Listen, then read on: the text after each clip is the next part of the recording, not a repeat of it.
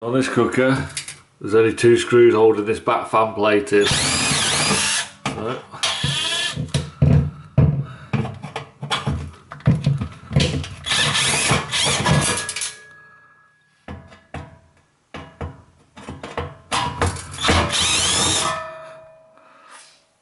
undo both of them.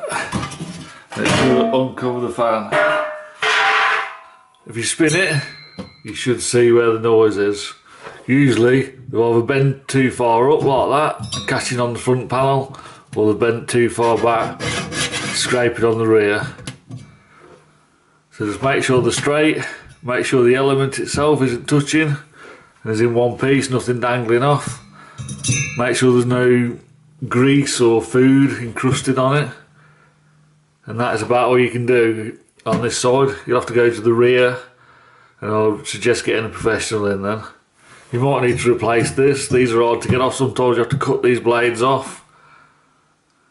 So that's it really. Just give it a spin. Make sure it don't make any noise. That was perfect. So I'll just put it back together.